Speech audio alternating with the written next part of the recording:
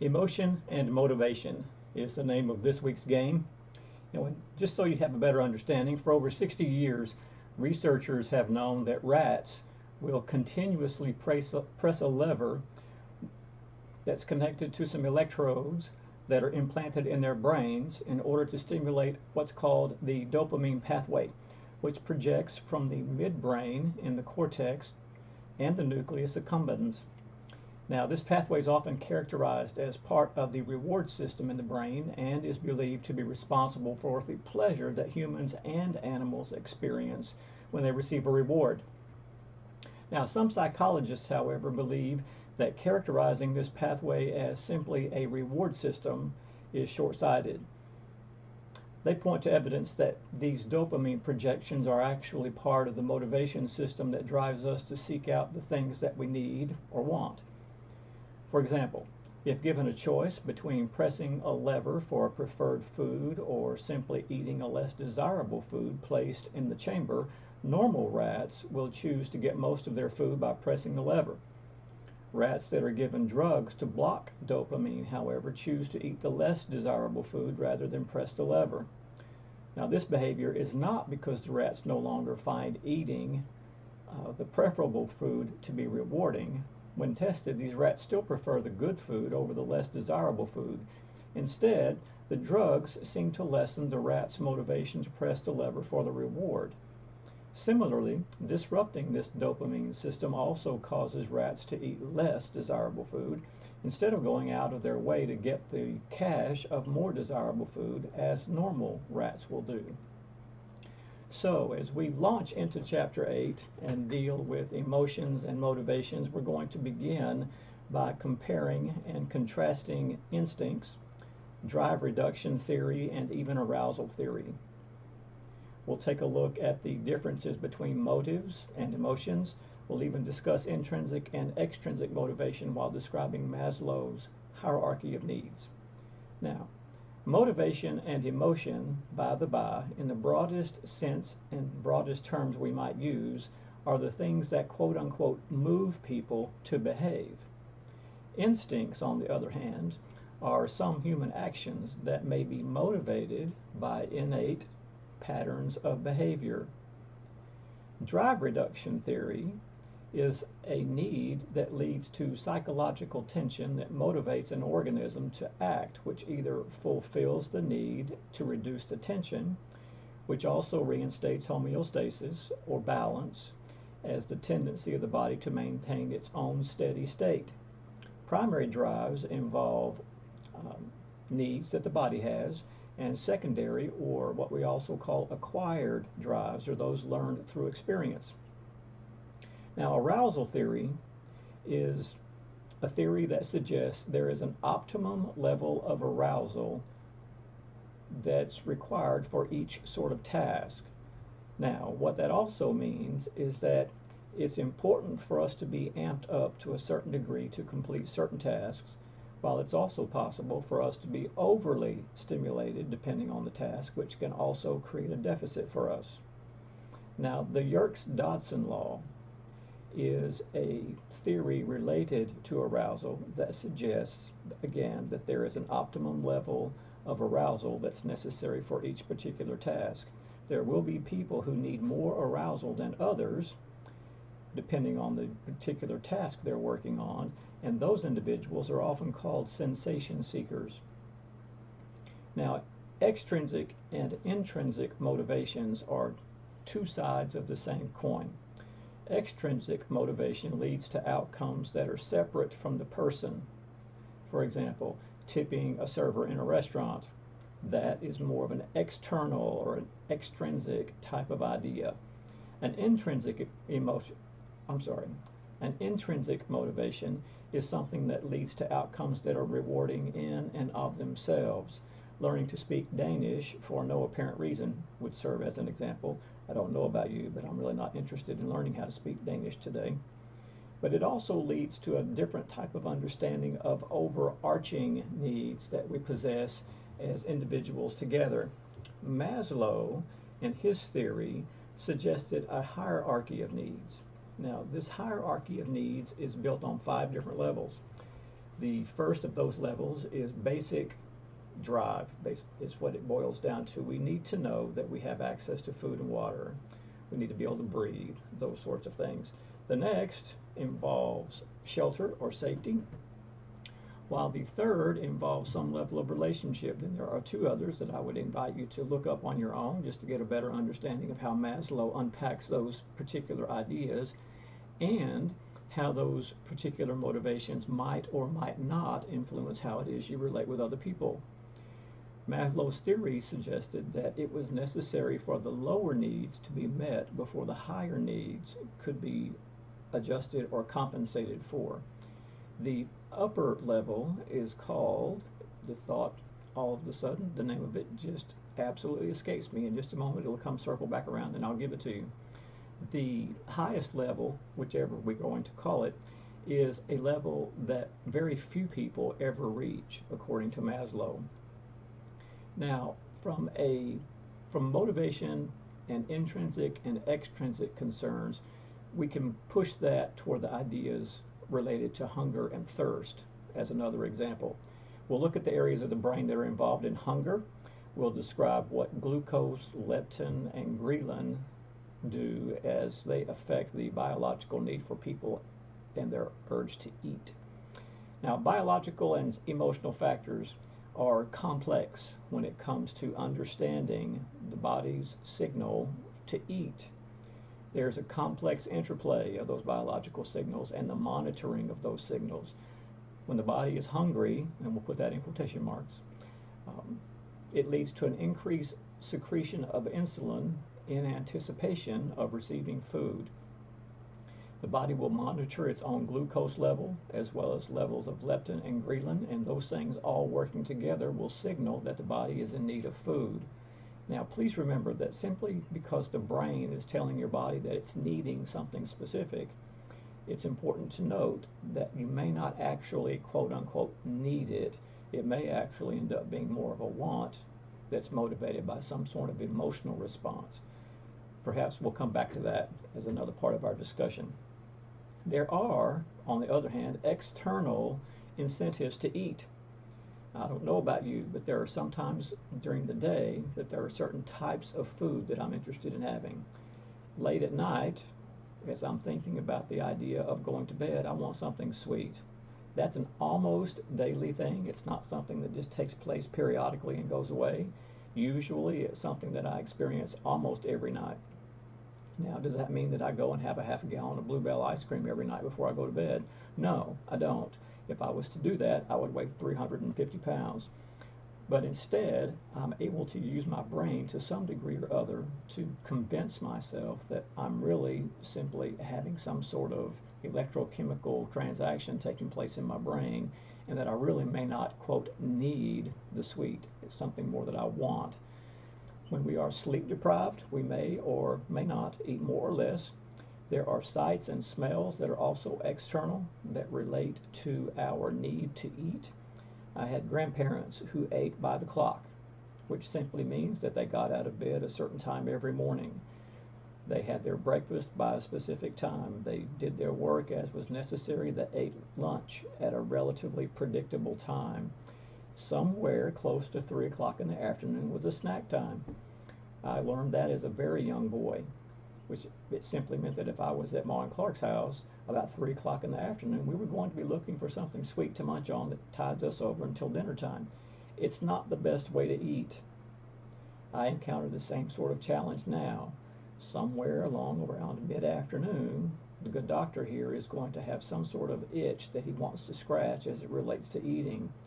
I found that if I distract myself with some other task, it becomes a lot more easily managed. Now, we have other sorts of motivations and emotional responses that revolve around eating, but some of those concerns also lead to other psychological disorders or other psychological concerns like anorexia nervosa, bulimia nervosa, muscle dysmorphia, as well as obesity. Now, all kinds of people are just as prone as others to develop different types of eating disorders. To give you a better understanding of what those disorders are and how they play out, I'll describe 2 or 3 of them for you. Anorexia is a disorder that relates to an intense fear of becoming fat. Now, please note, it will often happen in individuals who at no time in their lives have ever been fat. It's simply an irrational psychological fear about the possibility of becoming fat, which is also, by the way, a disturbance in one's body image. That as part of anorexia nervosa, people will refuse to maintain an appropriate body weight. Now, from a therapeutic perspective, it becomes a little more challenging because the therapist, if invited into a circumstance that allows him or her to work with someone who has anorexia nervosa, the problem becomes a little more acute, meaning if the client is under physical stress or under significant physical stress because he or she is not eating, then the overall health of the client becomes more important than the initial intervention technique.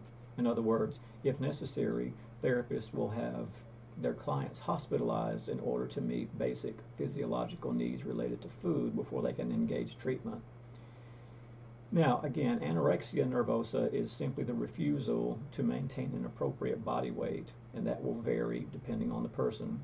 Bulimia, on the other hand, is a disorder that involves recurring episodes of binge eating as well as purging. If it's not purging, it will be some other recurrent and inappropriate behavior that is designed to help prevent weight gain. People, again, will binge. They go eat a dozen donuts. They may make themselves throw up. They may take extra laxatives. They may over-exercise, all kinds of possibilities. But again, body image is a critical factor here, and body shape and weight will excessively influence one's self-image. Obesity, we know what that is, people who are overweight. A large part of the United States population is obese, which is different than being overweight. Obesity and weight control are significant challenges in the contemporary culture. There's probably a place here where we could unpack a little more information related to one's BMI or the body mass index. I'm sure your textbook has an equation that's listed there. If it doesn't, you can certainly look one up online to get a real good idea of what your typical BMI would be for you as a man or a woman. BMI for someone my age as a male is going to be somewhere between 18 and 25. Last time I checked, my BMI was about 21. It has been known to run a little lower in the past, but never below normal. I'm a relatively small framed, 5'8" sort of guy that simply does not have the overall tendency to be overweight. Am I a little fluffy? Sure. Part of that's about being 58. But the other part of that is also being aware that there are times when I will eat emotionally, especially if I'm hungering for something very sweet. Now, as another emotional or motivational factor, we'll need to consider sexuality.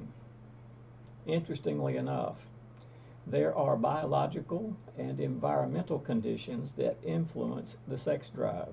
Surprise, surprise.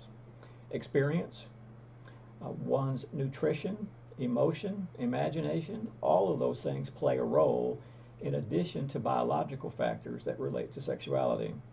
Hunger and thirst are vital for survival for all kinds of people. Sex is only vital to the survival of the species. And what I'm getting at here, ladies, is that I don't care how much your significant other tells you that he must have sexual activity with you or he's going to die. No, he won't. He really won't. He may think he's going to die, but please bear in mind, he won't. He'll make the adjustment.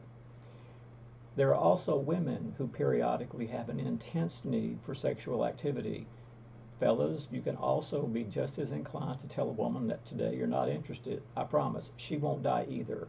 But if the human species is going to survive as a species, then sexual reproduction will be paramount, or we'll all simply die and there'll cease to be more humans on the earth. Biological factors that contribute to sexuality include levels of testosterone as well as pheromones. Those things play a role in sexual motivation. When it comes to those things like estrogen, testosterone, pheromones specifically, in essence, are the pheromones are actually odors, things that we can smell, often not realizing that we're smelling them, that contribute to sexual or the potential for sexual excitement in the other sex. All of those things play a role when it comes to motivating or motivations for sexuality. Masters and Johnson studied a significant group of individuals way back in the 50s or 60s where they studied the sexual response cycle. Now, I'm sure there's a diagram for that in your textbook. It boils down to there will be a level of excitement, there will be a plateau level where the excitement level kind of backs off a little bit and maintains a steady course, relatively even though it's increased. There'll be some sort of, usually, not always, but there will be some sort of orgasmic response and then a resolution phase. Now, what this boils down to in very plain language when we're differentiating between men and women is that for women there'll be a level of excitement, plateau, potentially orgasm, and then the resolution phase is far, far smaller than is required for men. Men will have the same phase. They'll go through excitement, plateau, orgasm, but it takes them longer, depending on age, to be able to recover enough to go again. So that's the one difference or significant difference between male and female when it comes to sexuality. There'll be cultural as well as environmental factors related to sexual expression. What we can see, both men and women, what we can smell, the sounds people make as a part of their sexuality, and other factors will also influence sexual desires. For men in general, they will lead, when it comes to sexuality, they will lead with their eyes first, what they can see. Then they'll probably move to more about what they can hear after they get an understanding of what it is they see, which is why for some men, not all, but for some men, the tendency to be addicted towards something like pornography is driven by the ability of the man to see what's on the screen or in the magazine or whatever he happens to be using.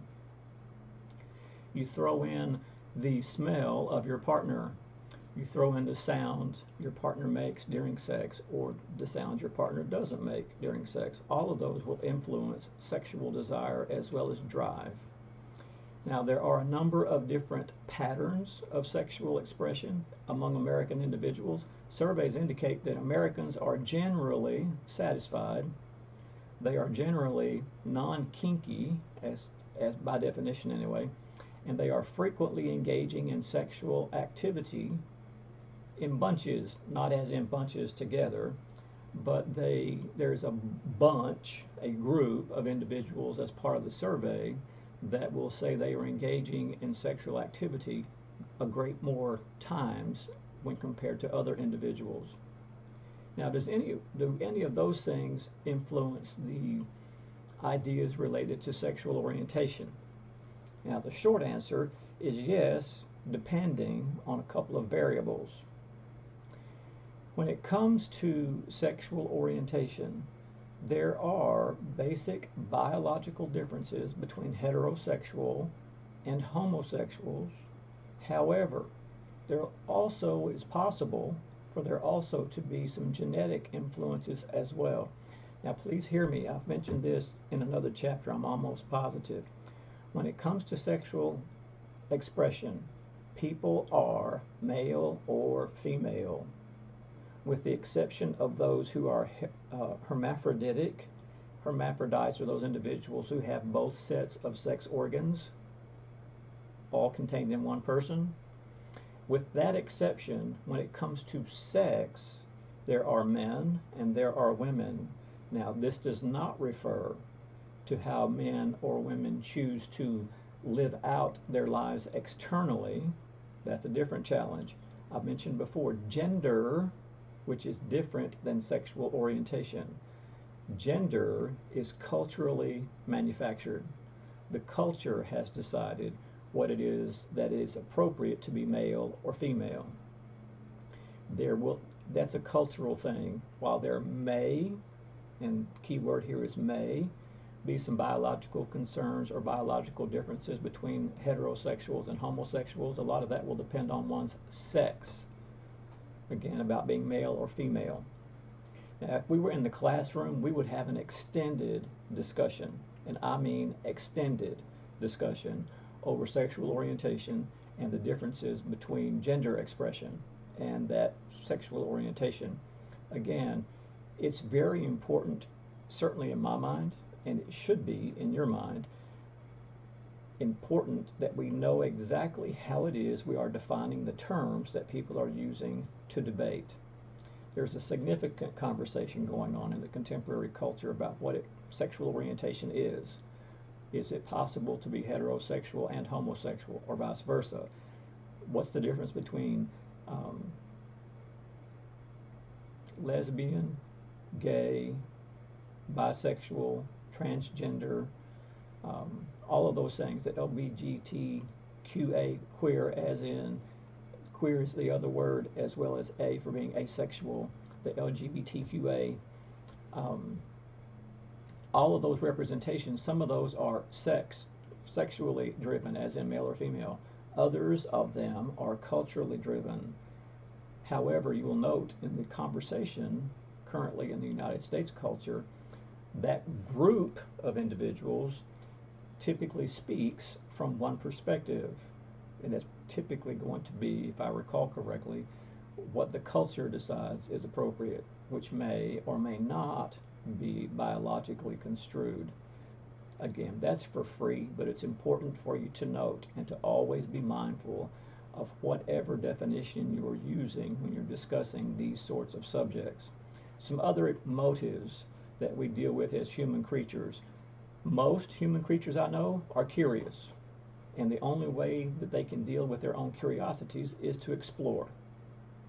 That may be something literal, as in go outside and explore whatever it is you're looking for outside, or it could be exploratory, as in a willingness to seek out new things, new experiences, to try new experiences, those sorts of things as it relates to other human creatures. But again, exploring those requires conscious activity. It's not something that you can do flippantly or by the seat of your pants. If you want to know what it's like to be or to live as a person who is different from you, you have to have a relationship with someone who's different from you, and then a relationship that's safe enough for you to inquire. If I want to know what it's like to live as a homosexual male, then I have to get that information from a male homosexual person. I have friends in my world who are male homosexual people, and if I want to talk with them about what their lives are like as homosexual males, I ask. Now, it's important to know, if I ask, these people are pretty comfortable in their own skin, and they're going to tell me what I ask about. They'll give me answers to that, sometimes to my chagrin, more information than I really wanted to know. But I do have relationships that are stable enough for me to say, what's it like to live in your shoes? And as a result, I know. Now, is this particular person's male homosexual existence the same as your friend who happens to be a male and is homosexual? Will those experiences be the same? Maybe, maybe not. There will be those places where it's both and in some contexts. Again, the idea is always a willingness to inquire and to explore. Now, along with exploration and curiosity, we could add two different ideas of manipulation and contact. Harlow demonstrated in his experiments that contact comfort is an important motive, and it goes back to the experiments with monkeys that I referred to last week and gave you videos for, where Harlow and his other researchers created wire mommies to feed baby monkeys. They clothed one of those mommies, or some of the mommies, with terry cloth. They were softer. The monkeys gravitated toward the softer mama monkey in order to feed, versus just the ones made out of wire. So what we feel and how we manipulate our circumstance, the level of physical contact, will also influence our motivation. A good example that comes to mind on the fly.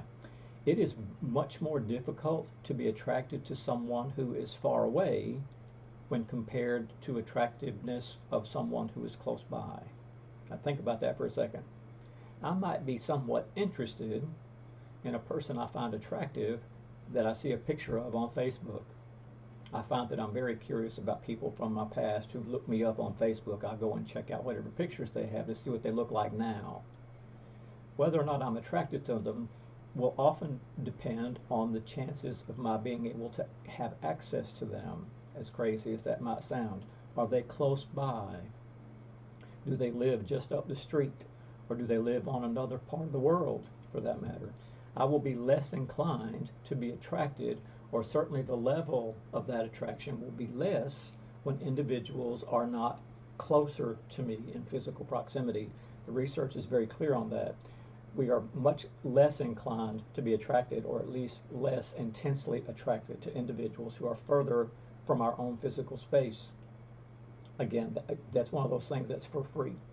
Another motivation is something that can be very troubling. Aggression is a great motivator. Aggression has both biological and learned elements. There are cultural variations that exist for dealing with aggression. In some cultures, it's very appropriate for men to be physically aggressive, and the culture deems it as appropriate. The United States culture, or what we would call Western Americanized culture, will allow, and I'm using that word carefully, allow for an element of physical aggression, but by the by, physical aggression is a no-no for American men, regardless of what they encounter. And I'll just leave it at that. Research does tell us that males are more likely than females to be aggressive. Part of that's biologically driven. Achievement is another significant motivating factor. All human creatures strive to succeed to some level or other, and it's a significant human motive. If you have no drive, you'll find that individuals who don't have much drive tend to be a little bit more depressed. All of us strive to some degree or other to accomplish something. We also want to be affiliated with other people who are like us. Who are the people that are in your immediate social group? Are they people who are very, very different from you? My suspicion would be that the people you hang out with are people who are much more like you than they are different from you. That makes you normal. Again, most of us don't surround ourselves with all kinds of people that are unfamiliar to us. Now, what about emotions in general? There are a handful of basic emotions.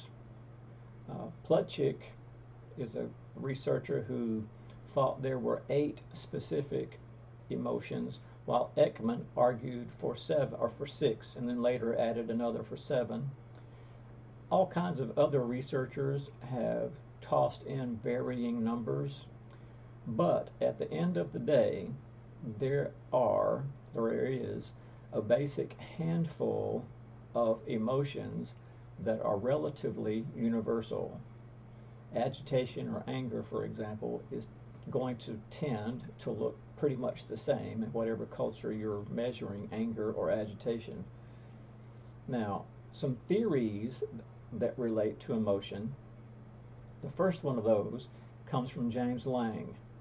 And James and Lang, 2 different people, suggested that a stimulus creates a physiological response that then leads to the labeling of an emotion. Cannon and Bard, on the other hand, suggested that the physiological reaction and the emotion were simultaneous, as the thalamus sends sensory information to both the cortex of the brain and the organs of the sympathetic nervous system. Now, what this means is that James and Lang suggested that a person cries. They become aware that, we'll say he cries. He becomes aware that he is crying, which leads him to think that he is sad. Cannon Bard's theory works the other way, actually together.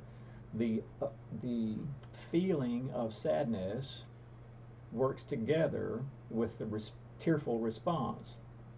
Then you throw in a third. Schachter and Singer's what's called cognitive arousal theory suggested that both the physiological arousal and the interpretation of that arousal must occur before a person can experience the emotion.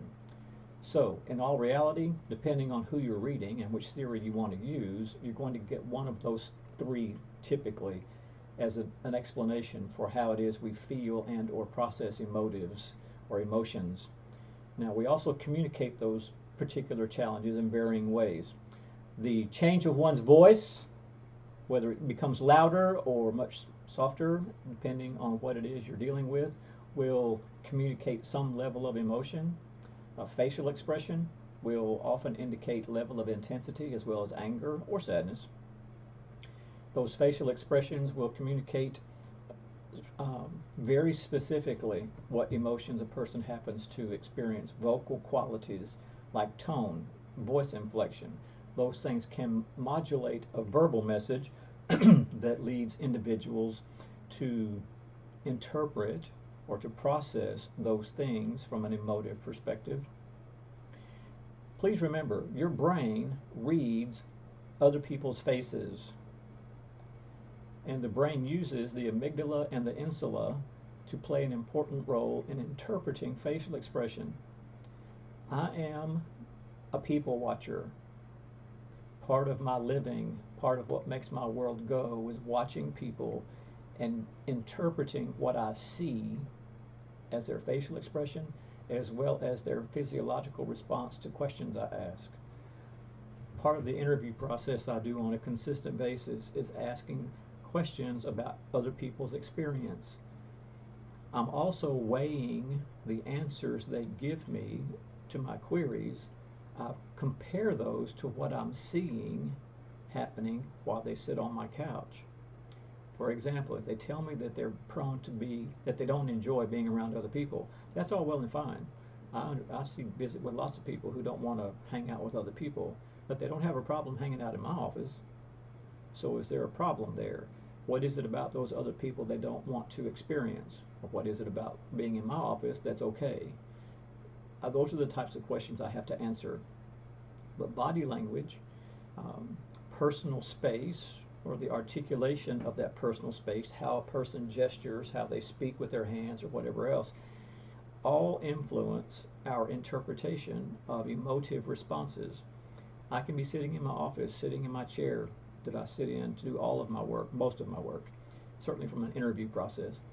And if I'm sitting forward in my chair, leaned over like this, with my ear turned to one side or the other so I'm sure not to miss anything, that presents a certain perspective of me compared with a perspective when I'm sitting much further back in my chair, much more relaxed.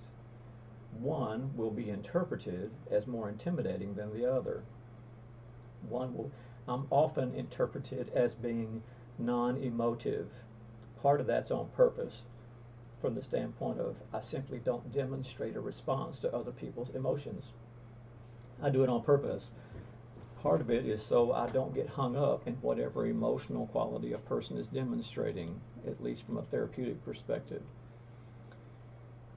But what we also tend to do is to overestimate how much we can learn. Again, I'm wording this carefully. We overestimate how much we can learn from other people's nonverbal behavior.